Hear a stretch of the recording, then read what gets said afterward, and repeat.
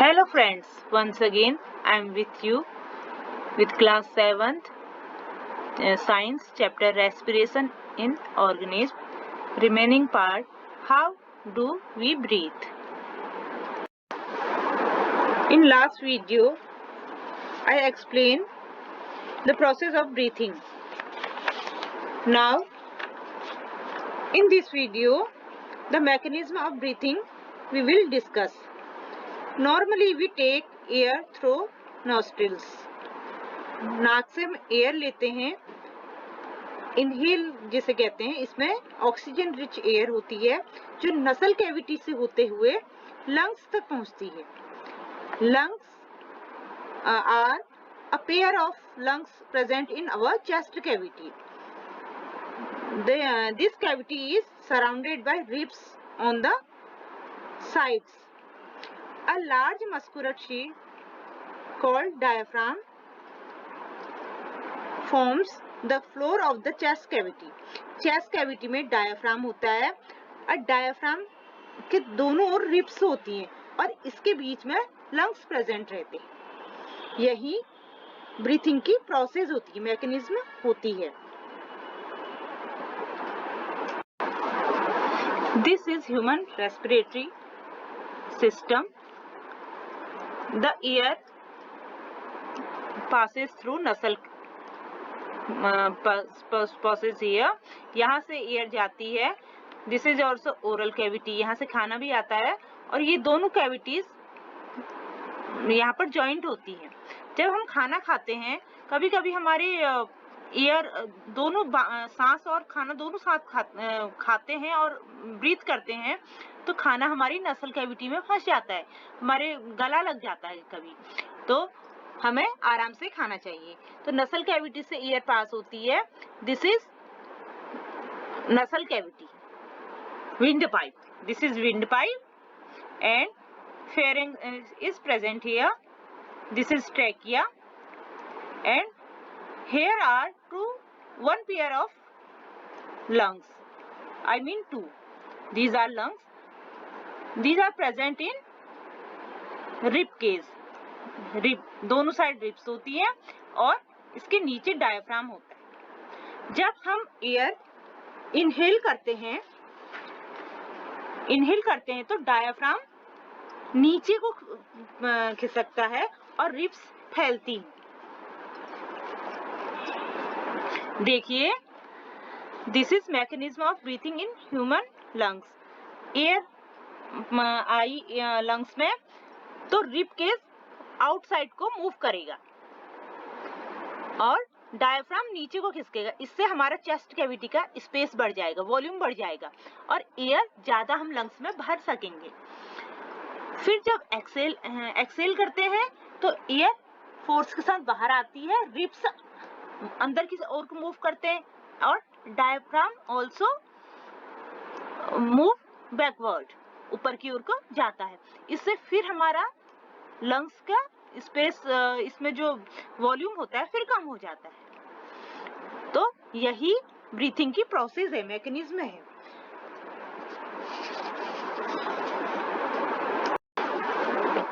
Smoking damages lungs.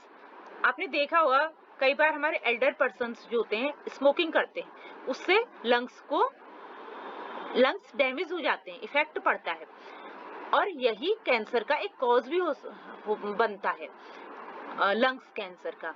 तो we have to tell the elder persons how the smoking is harmful to us. So we must avoid the smoking. Now the air around us has various types of unwanted particles. कई बार हवा में dust होती है, smoke होता है, pollen grains होते हैं. कई आपने देखा होगा फरवरी मार्च में हमको वो एलर्जी हो जाती है कभी, तो इससे बार बार हमें छींकें आती हैं, स्नीज होता है. तो इसके लिए क्या होता है, जो अनवांटेड पार्टिकल्स होते हैं हमारी नसल, आपने देखा होगा नसल कैविटी में छोटे छोटे हेयर प्रेजेंट होते हैं. हेयर प्रेजेंट होते हैं, ये हेयर जो स्मॉल पार्टिकल्स एयर में होते हैं उनको रोकने का काम करते हैं। इससे ये पार्टिकल्स रुक जाते हैं और हमको एलर्जी सी होने लगती है और इससे हमको छींक आने लगती है, सीजिंग होती है। तो इससे क्या होता है, ये हेयर जो होते हैं ये डस्ट पार्टिकल और इसके लिए रोकने के लिए बने होते हैं। We have to care when we sneeze. We have to put our hands on our nose. So इससे कि हमारे एलर्जी दूसरे पर ट्रांसफर ना हो। Okay? Now we have to do one activity. तो अपनी चेस्ट को हमने इनहेल करना है, इससे हमारी चेस्ट कैविटी फैलेगी। आपको एक एक्सपेरिमेंट करना है, एक प्रैक्टिकल करना है। तो चेस्ट कैविटी को फैलाना है और उसको एक टैप से नापना है, आपकी चेस्ट कैविटी कितनी चौड़ी फैलती है, और फिर एक्सेल करना है। इनहेल में भी नापना है, एक्सेल में भी नापना है। तो इसको हमको एक क्लासमेट के सभी बच्चों के अलग अलग ड्यूरिंग इनहेल और एक्सेलेशन में इसकी साइज को लिखना है और फिर उसका डिफरेंस को करना है।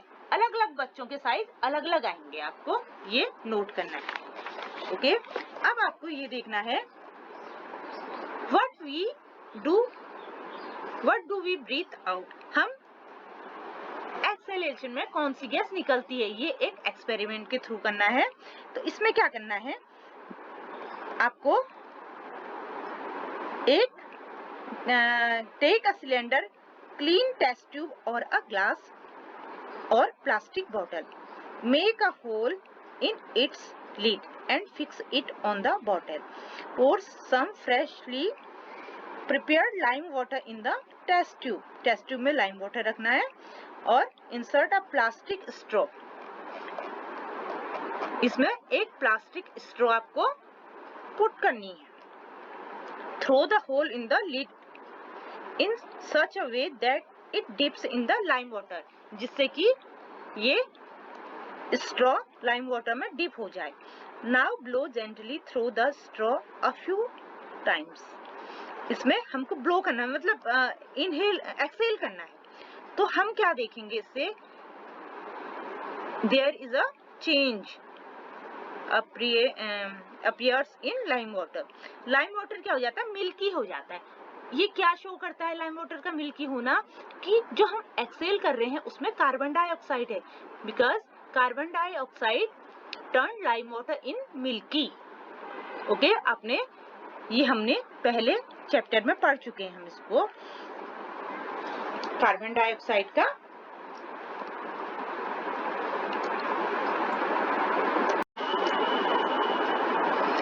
As in our atmosphere, oxygen is present in 21%. So, the air we inhale, it has also 21% oxygen, which we take in lungs. And in exhalation, the oxygen is 16.4%. तो इनहेल ऑक्सीजन 21% होती है और Excel में 16.4% oxygen होती है। तो 0.04% carbon dioxide भी हम इनहेल करते हैं, और जो आउट होती है कार्बन डाइऑक्साइड वो 4.4% कार्बन डाइऑक्साइड होती है, जो हमारी बॉडी के एक्स्ट्रा कार्बन डाइऑक्साइड है, which is present in this 4.4% में इन्वॉल्व रहती है। So now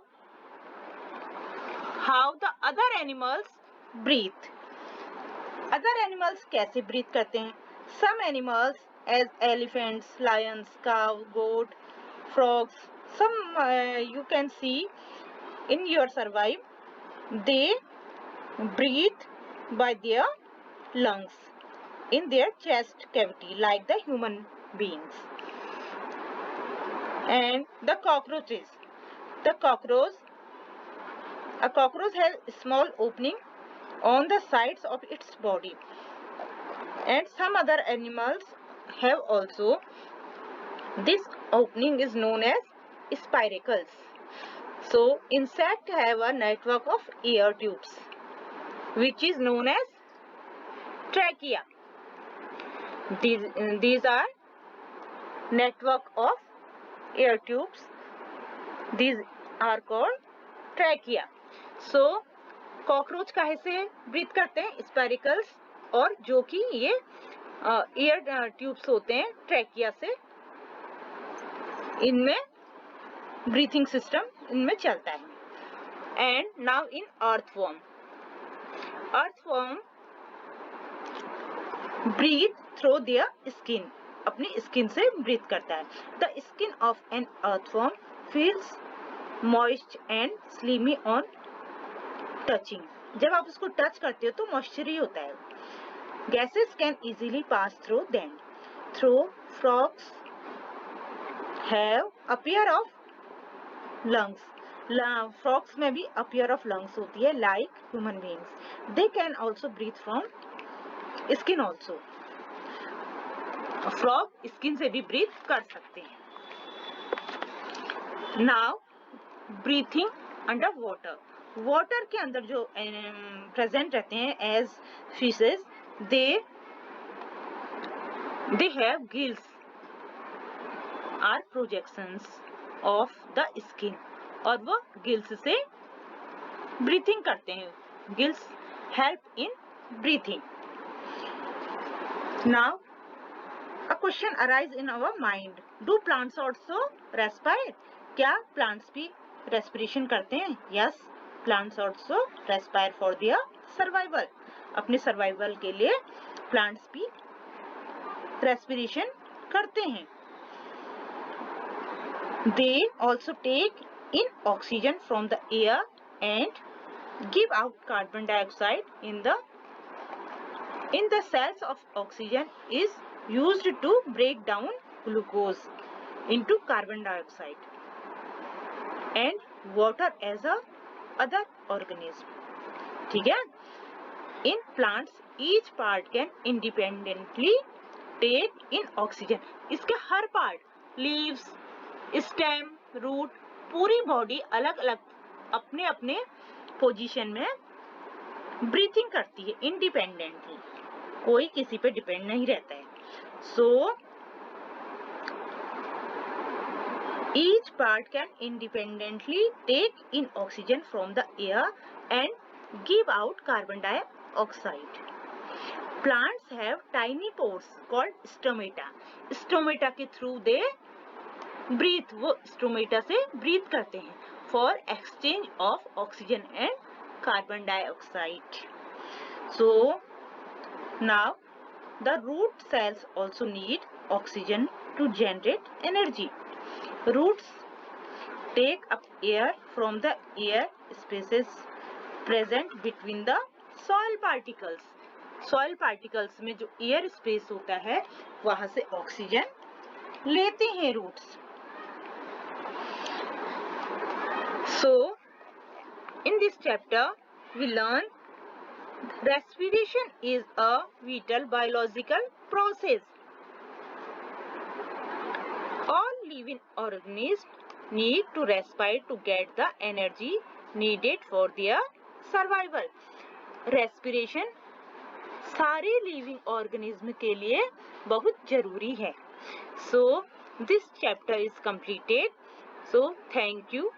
Please like, share and subscribe.